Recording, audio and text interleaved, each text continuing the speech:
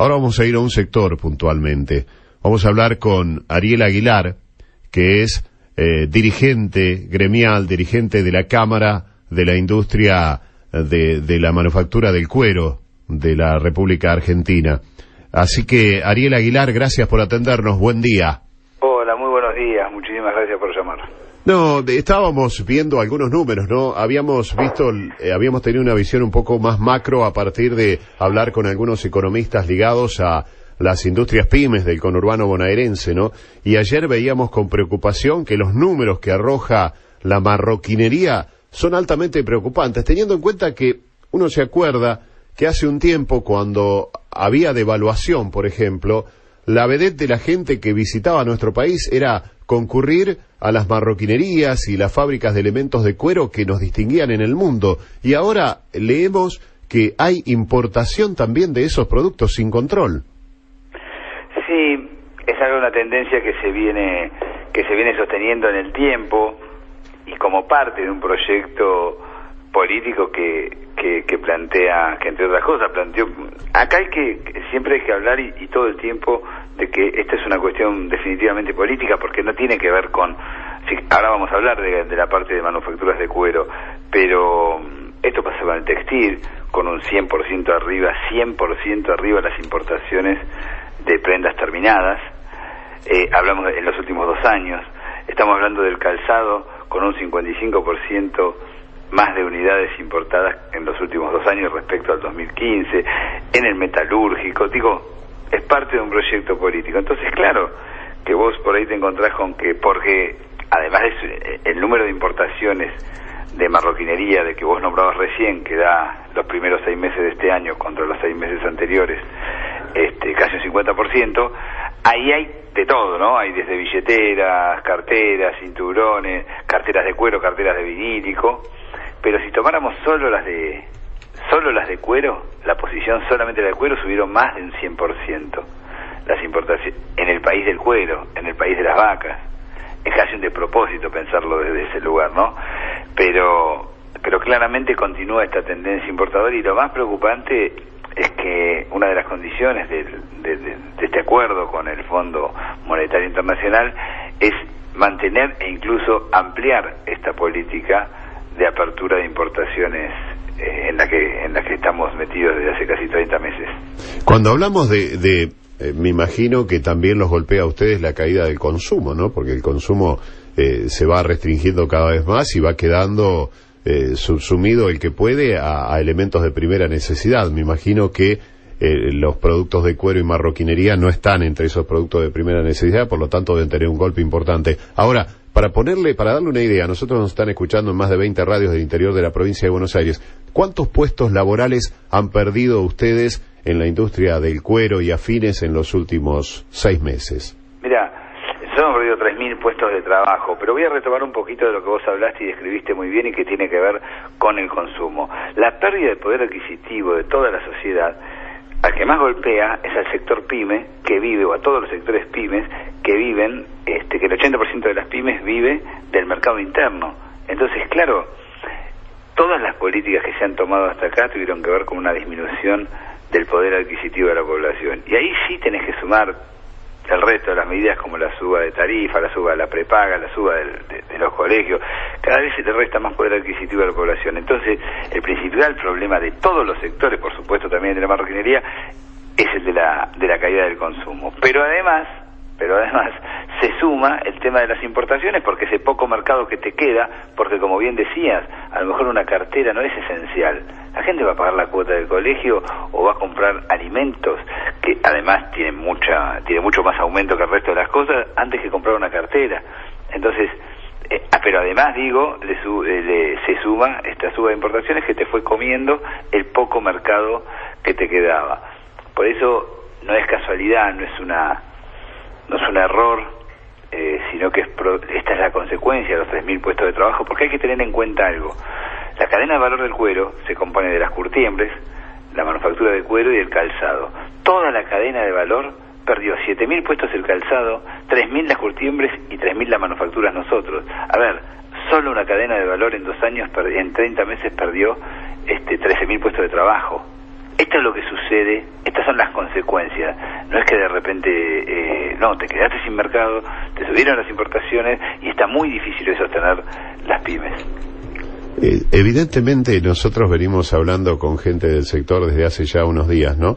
¿Y cuál sería, por ejemplo, en el caso de ustedes, va a ser bastante difícil porque se sigue ratificando el rumbo económico? Evidentemente, desde quienes conducen los destinos de este país están convencidos de que vamos por el camino correcto, que en algún momento vamos a tener que empezar a beneficiarnos con esto. Y quienes hemos vivido más de 40 o 50 años, vemos algunos indicadores que nos preocupan, porque como decimos en el campo, el que se quema con leche ve una vaca y llora. Muchos indicadores de estos, de ver apertura indiscriminada de importaciones, enfriamiento de la economía, caída del poder adquisitivo de la gente, ha terminado muy mal en otras oportunidades. En este caso, ¿hay alguna posibilidad de que se mitigue un poco el impacto que está teniendo esta política sobre la actividad industrial, por ejemplo, y sobre todo específicamente de las pymes?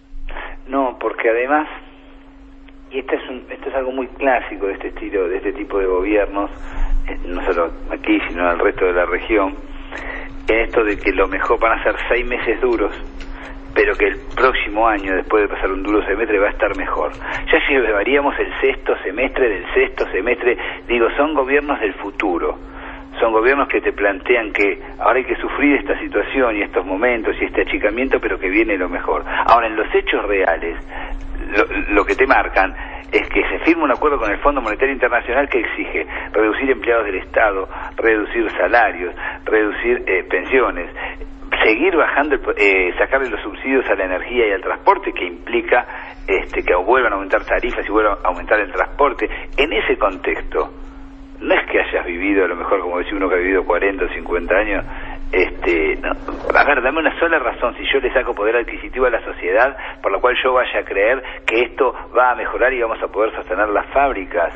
Entonces no es real, esta no es una cuestión de optimismo bobo, digo yo a veces, de decir, no, pero la aguantamos porque en algún momento cambia, pero cambia si la política decide cambiarlo, si la política decide vamos a bajar las tasas para que las pymes tomen un crédito, si la política decide vamos a bajar un poco más las importaciones, si decide no negociar paritarias a la baja. Digo, esta no es una cuestión de magia, es una cuestión de política, y mientras las políticas no apunten a la producción y al trabajo, no tengo por qué creer que esto va a mejorar. Esto no es una cuestión de optimismo absurdo. Evidentemente es preocupante la situación, ¿no? Y en el caso de ustedes, digamos, ¿hay alguna expectativa con esto de la asunción de Dante Sica, que es un hombre ligado a la producción desde siempre en el Ministerio de la Producción? ¿Hay alguna posibilidad de que se cambie algo en ese sentido? Es que, ¿sabés qué pasa? A ver, yo me reunía con Cabrera, yo como presidente de Cámara, todo esto que estamos hablando, por supuesto que sería un irresponsable si esto que hablamos en los medios uno no se lo plantea al gobierno, ¿verdad? Sí, al gobierno y le plantea cuáles son cada uno de los inconvenientes que hay en los sectores.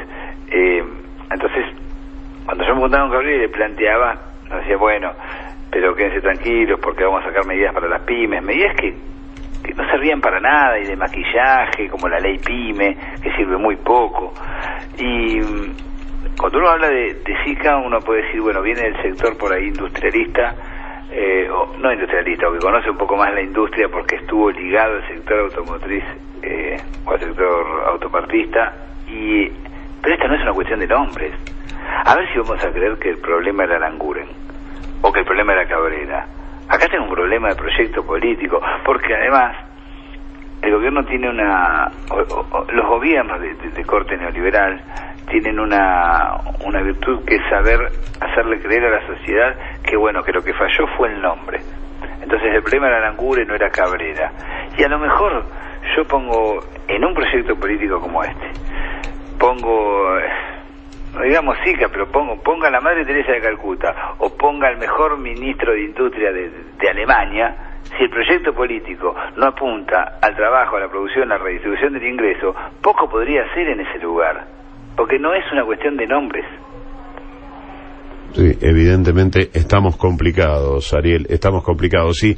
Y digamos, hablar de poder llegar a exportar los productos que ustedes manufacturan a partir del cuero y afines, como decía, símil cuero y demás, ¿es una utopía? A ver, nuestro sector ha sido históricamente, hasta el año 2008, 2009, un sector que exportaba manufacturas de cuero. La cadena de valor del cuero exportaba 1.100 millones de dólares, 1.000 millones de dólares. Eran cuero, no cuero crudo, ¿no? Pero terminado para manufacturar, y unos 100 millones de dólares de exportación de manufacturas de cuero. Más un número más chico de calzado. No es que no tenemos la mano de obra, que no tenemos el diseño, que no tenemos la calidad de los cueros. El problema es que hoy tenés un mundo totalmente distinto. Hoy tenés un mundo absolutamente, o mucho más comprador, mucho más vendedor que comprador. Hoy te encontrás con que no estamos en precios para exportar, y vos dirás, bueno, pero tienen que ser competitivos, y ahí empieza la otra discusión falsa. Ahí empieza la matriz de las discusiones con el sector industrialista que tiene el gobierno, porque plantea que tienen que tener competitividad porque hay que ganar mercados en el exterior y no pensar solamente en el mercado interno. Fantástico. Entonces planteamos que para ganar competitividad tenemos que ajustar salarios, porque esto es lo que plantea el gobierno en el tema de la competitividad. Ahora, vos fíjate qué detalle, ¿no?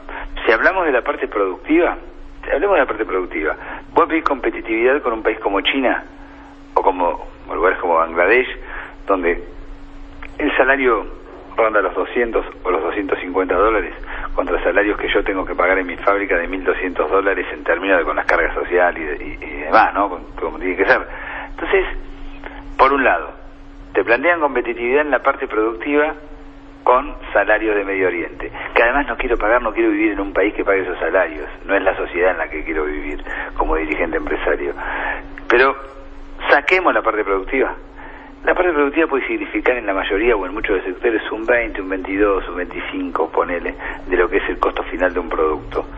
El resto de la estructura productiva en la Argentina está dolarizada. Entonces, por más que suba el dólar, la coyuntura no te va a cambiar la situación. ¿Por qué? Digo la coyuntura de que suba el dólar mañana a 40. Porque el cuero, ¿sabés cuánto vale un metro de cuero? 20 dólares. Hace 5 meses, un año, 20 dólares. Sí. A lo que valga el peso, ¿no? Sí, entonces, a lo que valga el dólar, digo. Entonces, tengo el insumo dolarizado, tengo las tarifas dolarizadas, la logística que representa un 20% de los costos, está dolarizado el valor del combustible. Entonces, digamos, toda la estructura productiva está por fuera. Yo no puedo decidir desde adentro de la fábrica, cuando hago un producto para exportar que puede ser el mejor del mundo, que el costo del combustible no lo regulo desde la fábrica, el costo de las tarifas tampoco, el costo de los peajes tampoco.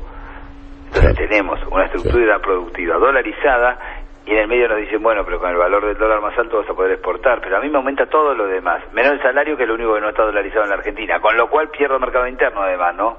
Entonces, ojo con la discusión de la competitividad y el hecho de decir tenemos que ir y ganar mercados en el mundo, porque siempre están hablando del sector agropecuario. Claro. Bien, estamos hablando con Ariel Aguilar, que es el presidente de la Cámara Industrial de Manufactura del Cuero y Afines. Nos quedamos preocupados, Ariel, evidentemente, pero bueno, en realidad todo esto fue una introducción para preguntarte si te parece que Boca tiene que incorporar arquero, o estás conforme con Rossi. Sí, creo que no es que Rossi me llene del todo, pero no es que me llene del todo. La verdad que ninguno de los dos que tiene Boca me da la seguridad. Yo debo estar viejo, pero creo que de Oscar Córdoba para acá no me dio seguridad ninguno. No, que cómo lo recordamos al colombiano, es que tremendo. Bueno, no, tremendo, así que, bueno, nada, muchas gracias por llamar, a su disposición en esa ciudad tan linda, la ciudad de los estelares, unos amigos. Claro, sí, bueno, ojo, mirá, los estelares, y nos están escuchando en Junín, se nos van a enojar. Mirá que Manu Moretti y otro de los integrantes es de Junín, y el resto son de acá de La Plata. Ellos se vinieron a La Plata como nos vinimos nosotros a estudiar y a vivir acá, pero son por mitades, juninenses y platenses. Pero bueno. Pero uno piensa en La Plata y a mí me vienen los estelares, esa gran banda que además voy a ver mucho, con un gran tipo como Manu Moretti y nada, uno le tiene cariño de por ahí ir a verlos allá. Bueno, muchas gracias por llamar. No, por favor, gracias, Ariel, hasta luego. Ariel Aguilar, empresario y dirigente de la industria del cuero.